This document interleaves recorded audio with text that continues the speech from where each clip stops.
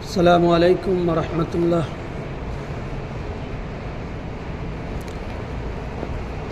حاضرین جمعہ،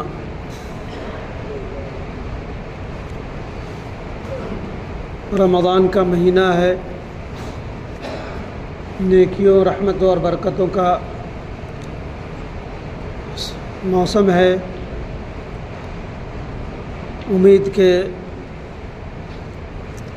لوگ اپنے فرض کی ادائیگی میں رواں دواں ہوں۔ حاضرین،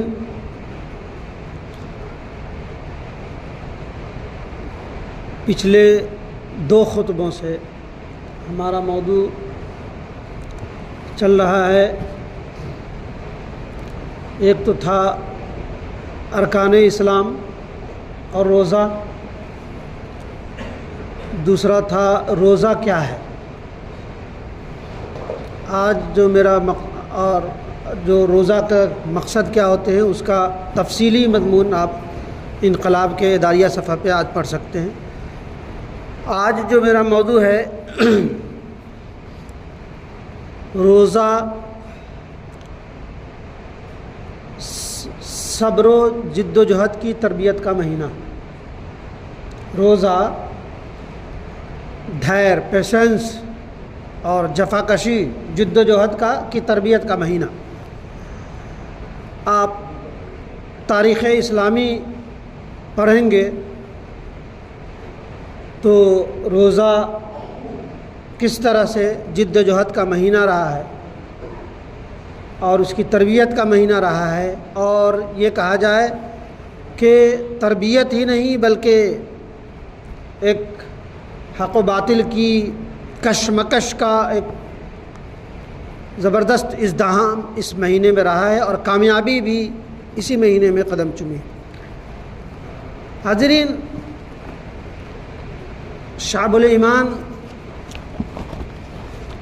سلمان فارسی رضی اللہ عنہ کی روایت ہے کہ نبی اکرم صلی اللہ علیہ وسلم شعبان کے آخر میں خطبہ میں فرمایا، اس میں آپ نے ماہ رمضان کا تذکرہ کیا اور فرمایا هو شہر الصبر والصبر ثوابہ الجنہ، کہ وہ صبر کا مہینہ ہے اور صبر کا بدلہ جنت ہے۔ شعبان میں کہا تھا، اس لیے کہا وہ اگلا آنے والا مہینہ صبر کا مہینہ ہے اور صبر کا بدلہ جنت ہے۔ حقیقت یہ ہے کہ روزہ صبر کی تربیت اور صبر تمام کامیابیوں کا ذریعہ ہے۔ کہا جاتا ہے صبر کا پھل میٹھا ہوتا ہے۔ ہم بغیر مذہب و ملت کے قید کے تمام مخلوق انسانی جو کچھ انفرادی طور پر یا اجتماعی طور پر جو بھی کچھ بننا چاہتا ہے اور اپنی چھاپ زمانے پہ رکھنا چاہتا ہے تو اسے صبر اور پیشنس اور دھیر کو بہرحال پکڑنا پڑتا ہے۔ زندگی کے کسی بھی شعبے میں جب تک کہ آپ کو، ہمیں یا کسی کو بھی صبر نہیں تو اسے کامیابی نہیں۔ ایک چھوٹے بچے سے لے کر کے آپ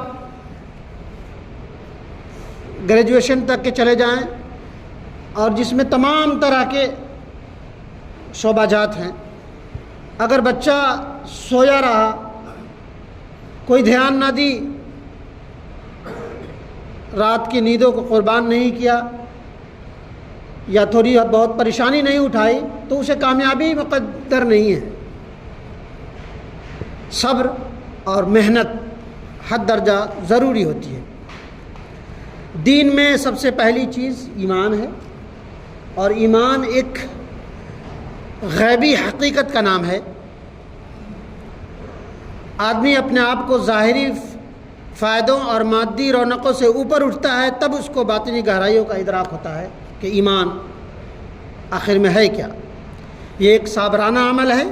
اس صابرانہ عمل کے بغیر کسی کو ایمان کی اعلیٰ معرفت یا اس کی چاشنی کہہ لیجئے، اس کی مٹھاس کہہ لیجئے، کسی بھی شخص کو مل نہیں سکتا۔ اوپر اوپر سے اس کی چاشنی آپ نہیں پا سکتے۔ اس دنیا میں کوئی شخص ذہنی برداشت سے گزر کر ہی ذہنی دریافت تک پہنچتا ہے۔ مومن سے یہ مطلوب ہے کہ وہ لوگوں کے درمیان اسلامی اخلاق کے ساتھ رہے۔ یہاں دوبارہ صبر کی ضرورت ہے۔ یہ دنیا ایسی دنیا ہے جہاں دوستوں کی طرف سے بار بار ذاتی کا تجربہ ملتا رہتا ہے، ہوتا ہے۔ ایسی حالت میں لوگوں کے ساتھ اسلامی اخلاق کا معاملہ وہی شخص کر سکتا ہے جو اس کو اسلام کی معرفت، اس کی چاشنی اور اس کی مٹھاس محسوس کرتا ہو۔ سورہ حامیم سجدہ کی آیت ہے، بارہا پڑھا جاتا ہے کہ لوگوں کی بار بار یہ تجربہ ملتا ہے اور لوگوں کے طرف سے ناگفتگی حالات کا سامنا کرنا پڑتا ہے۔ اسی سلسلے کی آیت ہے، اس میں بھی اسلامی اخلاق اور اس کی ایک طرفہ کردار کو پیش کرنا پڑتا ہے، تب جا کے اسلام کی اصل پہچان اور دریافت اور مٹھاس ملتی ہے۔ جیسا کہ حامیم سجدہ کی آیت ہے، وَلَا تَسْتَوِي الْحَسَنَةُ وَلَا السَّيِّئَةُ اِدْفَعْ بِالَّتِي هِيَ أَحْسَنُ فَإِذَا الَّذِي بَيْنَكَ وَبَيْنَهُ عَدَاوَةٌ كَأَنَّهُ وَلِيٌّ حَمِيمٌ کہ نیکی اور بدی، اچھائی اور برائی برابر نہیں ہوتی۔ برائی کو اچھائی سے دفع کرو، برائی کو نیکی سے وہ کرو، یعنی برے برتاؤ کے جواب میں اچھے برتاؤ سے پیش آؤ۔ تم دیکھ لو گے، ضرور دیکھو گے کہ وہی شخص جس کی طرف سے تمہیں بے حد غیر اخلاقی سلوک مل رہا ہے، وہی شخص تمہارا سچا اور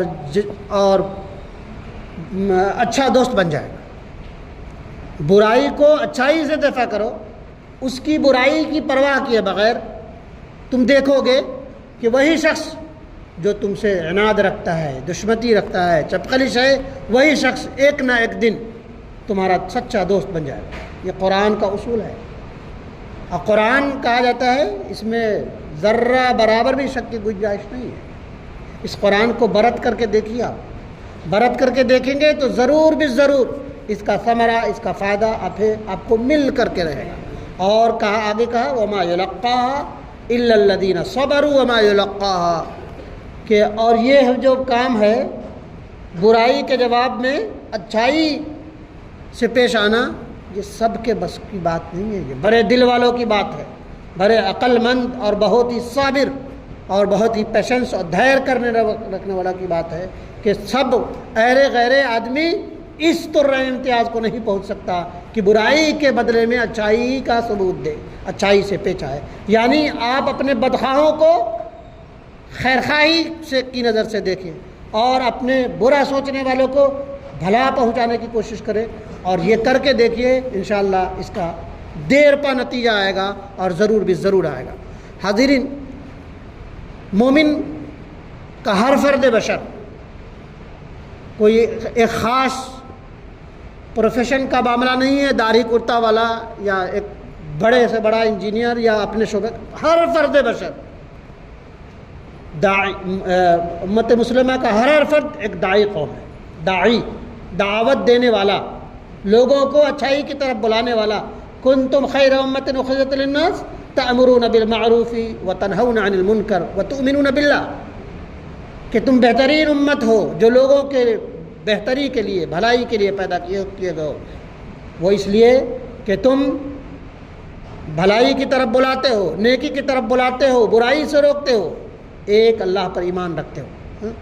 تو مومن قوم داعی قوم ہے۔ داعی قوم کا معاملہ ہے کہ داعی ایک طرفہ اخلاق کا مظاہرہ کرتا ہے، ایک طرفہ اپنے چرتر کا اور اپنے کردار کا مظاہرہ کرتا ہے، کسی کی بد اخلاقی کی پرواہ کیے بغیر داعی اگر بلا رہا ہے، نبی اکرم صلی اللہ علیہ وسلم نے فرمایا، حضرت لقمان نے کہا کہ نماز قائم کرو اور لوگوں کو اچھائی کی طرف بلاؤ، شرک سے روکو، اچھائی کی طرف بلاؤ، اور اس راستے میں جو تمہیں دکھ پہنچے اس پہ صبر کرو، پیشنس رکھو، دھیر رکھو۔ یہ بڑے اہم کاموں میں سے ایک کام ہے۔ تو مومن کا کام ہے، مومن کا، مسلمان کا کام، ایماندار کا کام یہی ہے کہ دوسروں کو کی گالی سن کر، دوسرے کا زخم سہ کر اس کے لیے خیرخواہی کا مظاہرہ کرے، اس کے لیے خیرخواہ بنے رہیں، اس کے لیے اچھا، اس کے ساتھ اچھا برتاؤ کرتے رہیں۔ یہی اسلام کا سب سے اہم ترین طور امتیاز ہے۔ لیکن اپنے دل پہ ہاتھ رکھیے کہ آپ کو اگر پتہ چل جائے دور، بہت دور، ہاں غلط فہمی ہی کیوں نہ ہو، یا ایھا الذین آمنوا، وہ ہے کہ اے لوگو، جب کوئی خبر تم تک پہنچے تو انہیں اچھی طرح تحقیق کر لو۔ ایسا نہ ہو کہ غفلت میں، نادانی میں کسی کو دکھ پہنچا دو اور بعد میں تمہیں نادانی ہو۔ یہ ایک طرف برتر اخلاق، ولا تستوی الحسنۃ ولا السیئۃ ادفع بالتی ہی احسن، کہ برائی کو اچھائی سے دفع کرو، اور ایک طرف آپ کو دور، بہت دور سے یہ پتہ چل جائے کہ فلاں شخص میرے بارے میں کچھ نگیٹو باتیں، منفی باتیں کر رہا تھا، بس اتنا ملنا ہے کہ آپ اس کے دشمن نہیں، دشمن ترین بن جاتے ہیں۔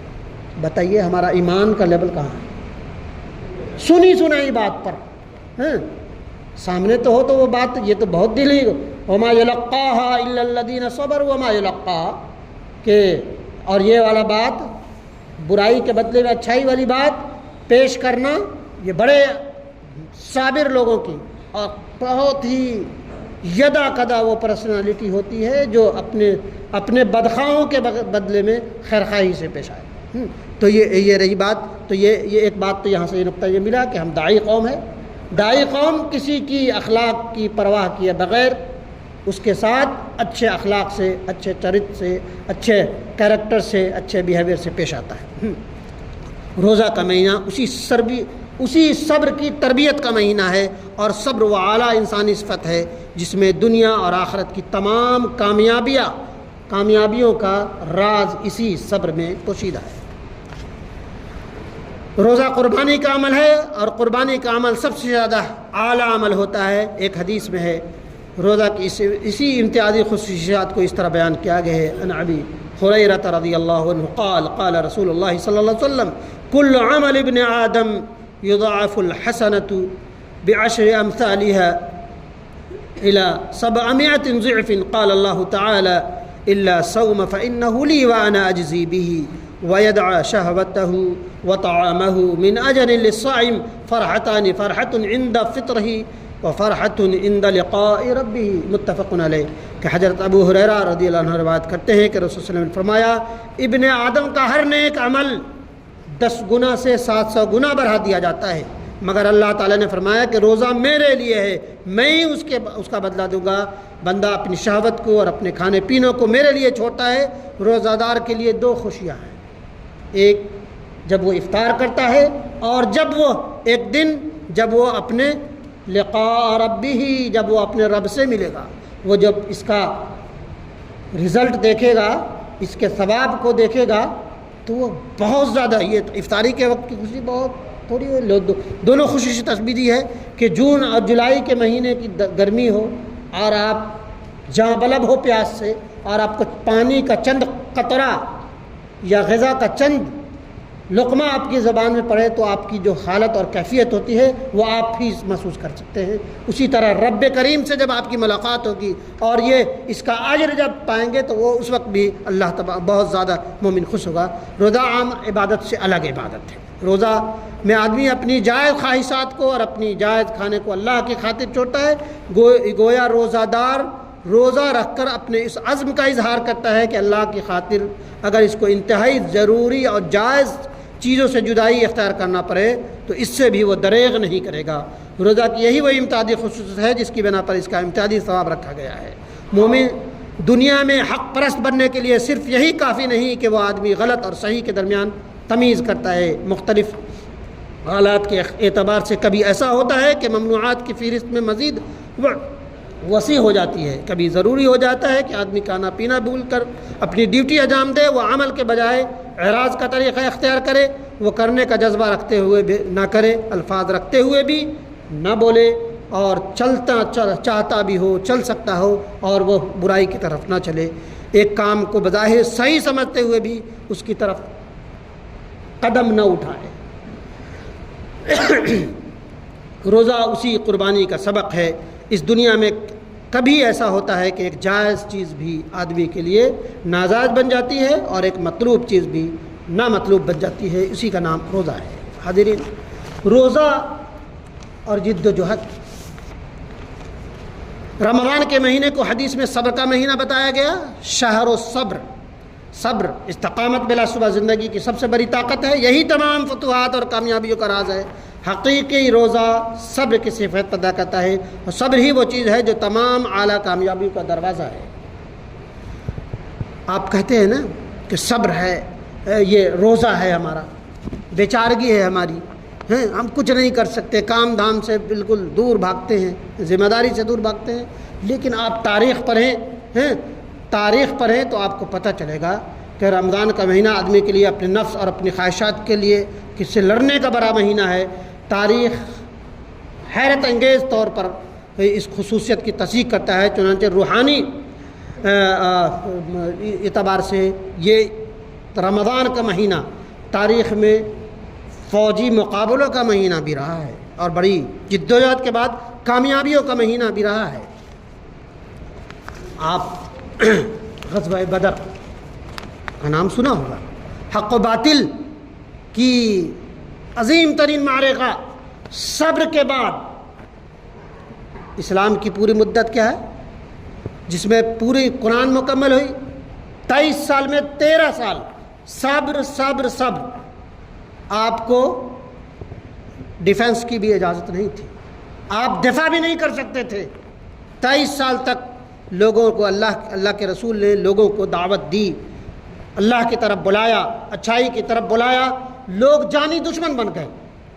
نبی اکرم صلی اللہ علیہ وسلم کو سینکڑوں بار جان سے مارنے کی کوشش کی گئی۔ آپ کے سچے جانصاران صحابہ کرام کی جو حالت ہوئی وہ تاریخ کا اہم ترین باب ہے۔ نبی اکرم صلی اللہ علیہ وسلم فرماتے ہیں کہ تمام انبیاء کی آزمائشوں کو ترازو کے ایک پلے میں رکھا جائے، اور میرے سفر طائف کے اس بھیانک شام کو ایک پلڑے میں رکھا جائے تو میرے آزمائش کا پلڑا بھاری ہو جائے گا۔ نبی اکرم صلی اللہ علیہ وسلم نے طائف کو بھی برداشت کیا، اور اپنی پھوپھی سمیہ کی شہادت کو، اپنے چچا حمزہ کی شہادت کو، اور نہ جانے انگنت سینکڑوں صحابہ کرام کو، بلال ہے، عمار ہیں، عمیر ہیں، ان کی خبیب ہیں، خباب ہیں، تفصیل کا یہاں موقع نہیں۔ ان کے صبر کو آپ پڑھیں گے تو آپ کے رونگٹے کھڑے ہو جائیں گے۔ ہلکی سی چیز میں آپ کا ایمان متزلزل ہو جاتا ہے، ڈاواڈول ہو جاتا ہے کہ اللہ کی مدد کیوں نہیں آتی۔ نبی اکرم صلی اللہ علیہ وسلم پر اور تمام انبیاء کرام پر جو حالات پیدا کیے گئے وہ ابھی تو ہمارے ساتھ اتنا بھی نہیں ہوا ہے۔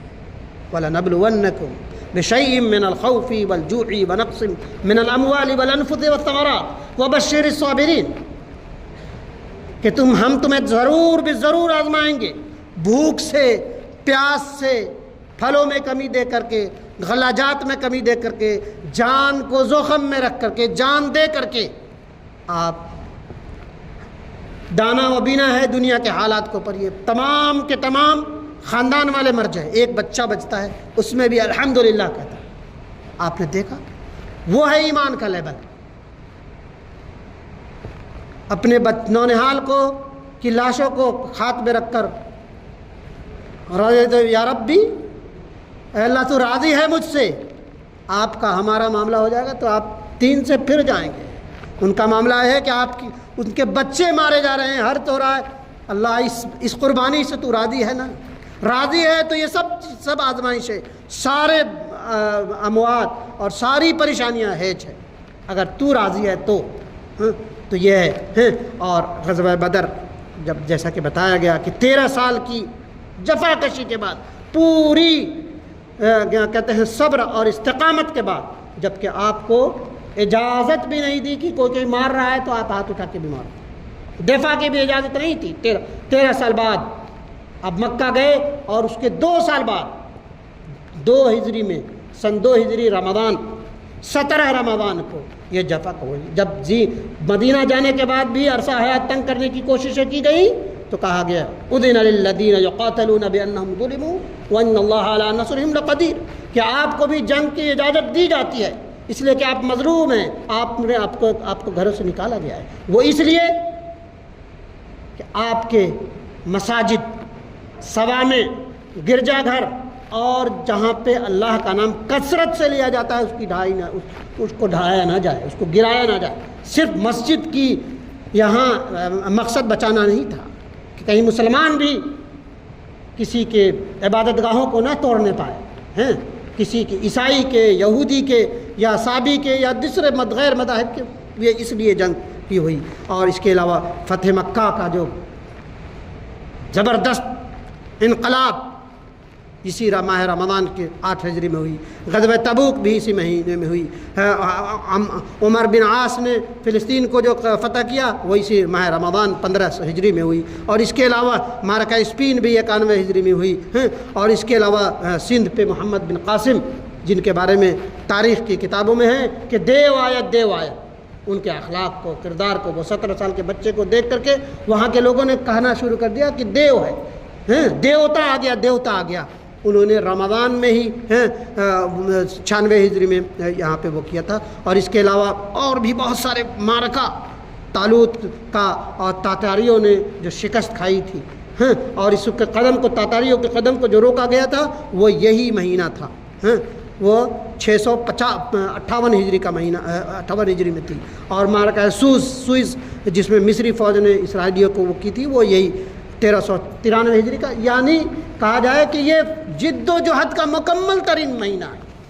یہ نہیں کہ آپ کھانا تو چھوڑ دے رہے ہیں تو آپ اپنی جائز جو چیزیں ہیں، جفا کشی ہیں، اس کو چھوڑ دیں۔ آپ کو ساتھ اگر اللہ نہ کرے وہ حالات پیدا ہو جائیں، آپ روزے ہوں تو آپ تو سوچ کے ہی مر جائیں گے۔ تو آپ کو کہا جاتا ہے کہ روزہ اس لیے بھی ہے کہ وہ غیر معمولی حالات کے لیے اپنے آپ کو تیار کریں۔ بہرحال یہ اور اس طرح کے اور بھی تاریخی واقعات ہیں۔ روزہ اور صبر اور جو جد و جہد کی ہے یہاں تفصیل طرب نہیں ہے، آپ کو بہت حد تک بتانے کی کوشش کی۔ بہرحال اللہ تبارک و تعالی ہمیں اور آپ سب کو ان فرمودات پر کما حق عمل کی توفیق عطا فرمائے، آمین یا رب العالمین۔